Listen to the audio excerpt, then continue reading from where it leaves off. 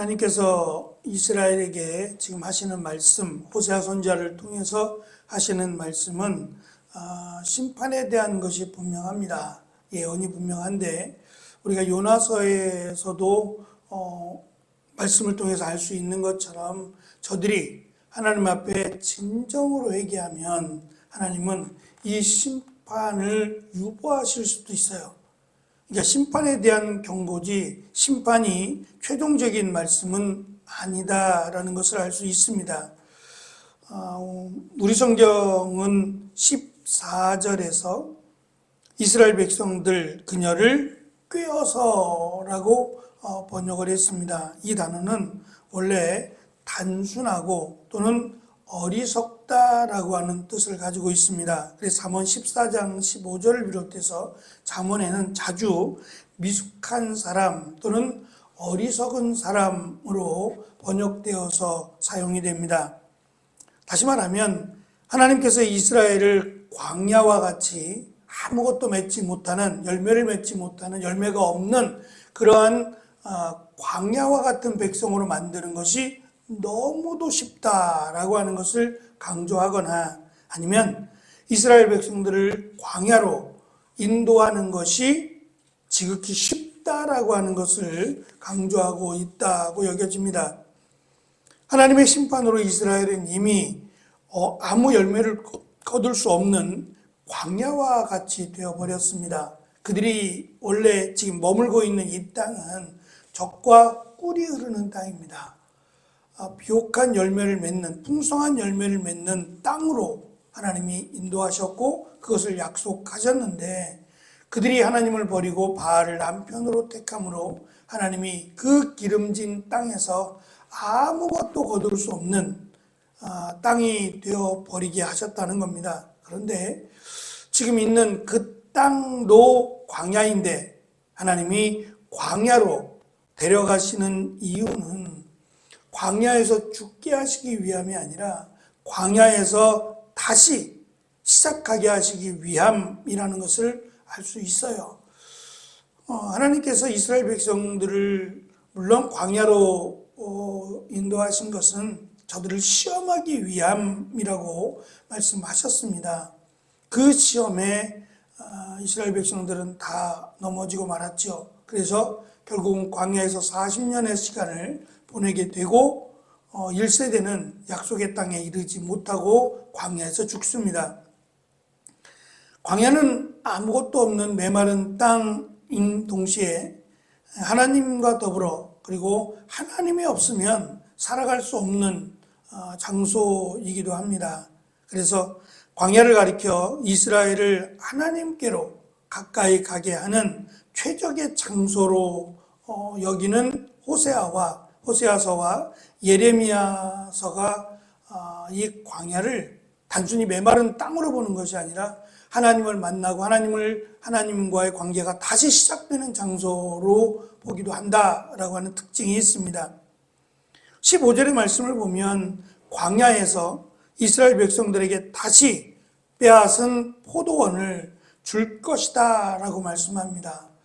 사실 이 말은 이스라엘 자체를 그 포도원으로 비유하셨어요. 그래서 포도원의 주인이 하나님이고 그 포도원에 심은 나무가 이스라엘 백성들임을 비유적으로 설명하셨는데 그 포도원을 넘기셨다가 광야에서 다시 이스라엘이라고 하는 나라의 정체성을 되찾아 줄 것을 지금 말씀하고 계신 것이고 특별히 아골 골짜기 대신 소망의 문을 주시겠다 하신 것은 이 아골 골짜기가 하나님의 말씀에 불순종해서 그들이 아이성을 침략할 때 패배했던 이유입니다.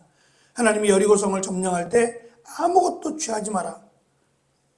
왜냐하면 이것은 하나님과 신들의 정쟁이라고 하는 하나님과 그 여리고라고 하는 지역의 신과의 싸움으로 선포하시고 아무것도 취하지 말라 하셨는데 아간이 그 명령에 불순종해서 전리품을 취하고 숨깁니다. 그래서 그가 결국은 아골 골짜기에서 죽죠. 그와 관련된 모든 것들이 아골 골짜기에서 죽습니다. 다시 말하면 아골 골짜기라고 하는 곳은 불순종의 장소입니다.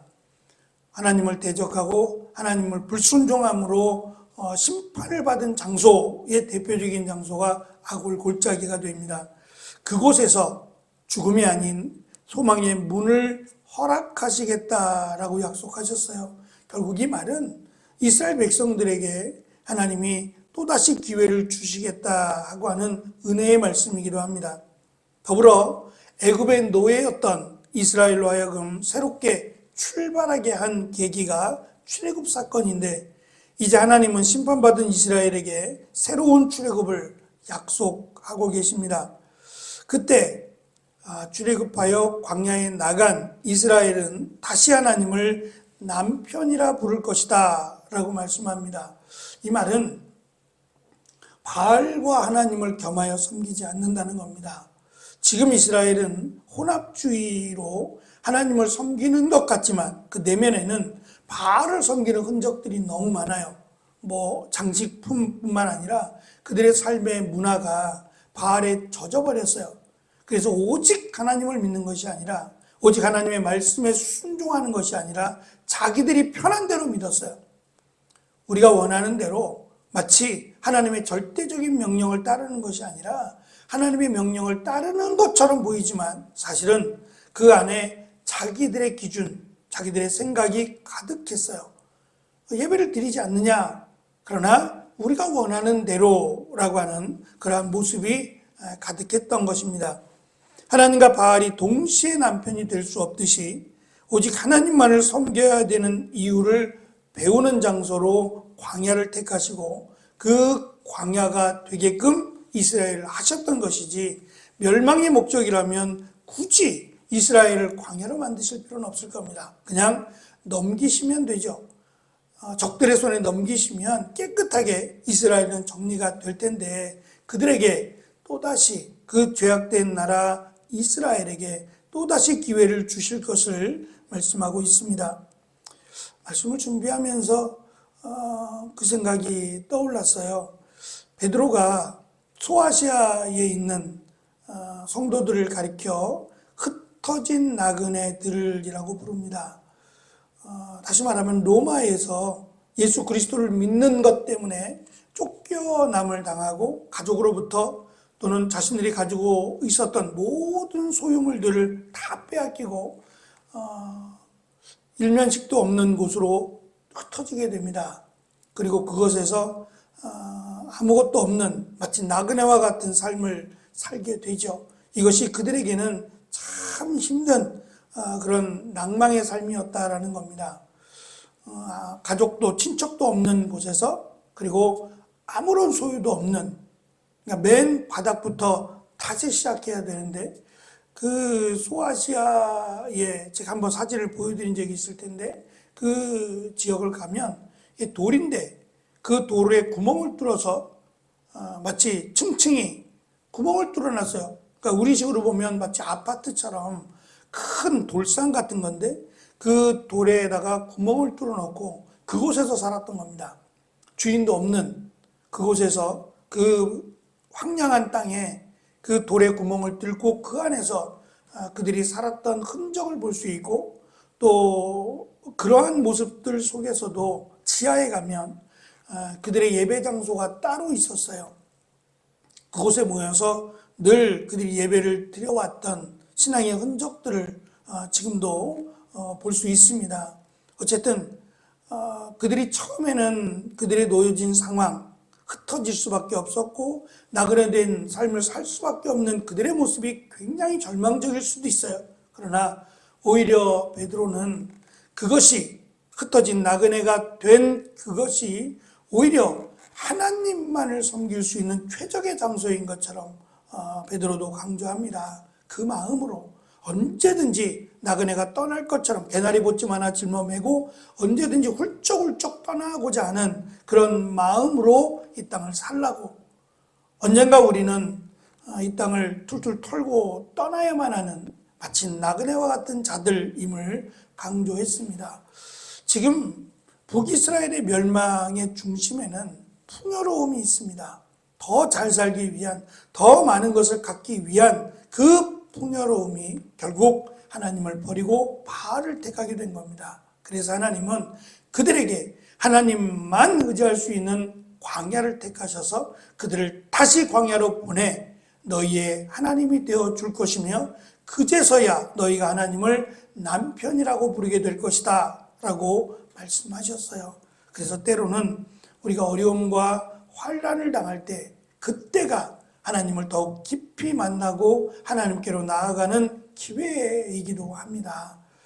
왜냐하면 멀리 보면 그리고 우리가 더 중요하게 살펴보면 가장 중요한 것은 이 땅이 아니라 하나님의 나라여야 됩니다. 이 땅에서 아무리 잘되고 명예롭고 부와 명예를 취한다고 해도 하나님의 나라에 들어가지 못한다면 마치 부자가 바늘기로, 낙타가 바늘기로 들어가는 것보다 하나님의 나라에 들어가기가 더 힘들다, 어렵다고 말씀하신 그 말씀대로 이루어질 것이기 때문입니다. 차라리 내가 부족하고 또는 연약해서 더 하나님을 찾고 의지하는 것이 둘 중에 하나를 선택한다면 그것이 더 하나님이 보실 때 귀한 것이기 때문입니다. 이왕이면 잘되고 하나님을 더 믿고 하나님의 말씀대로 살아간다면 이건 뭐 말할 필요 없겠지만 그것 또한 결코 쉬운 일은 아니다라는 것을 성경은 우리에게 계속해서 가르쳐 줍니다.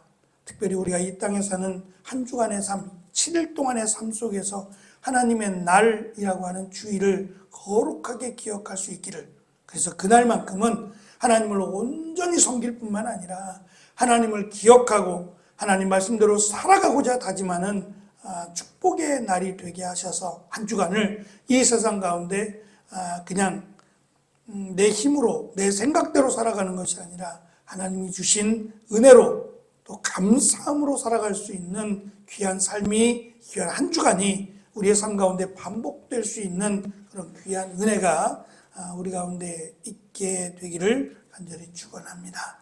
기도하겠습니다.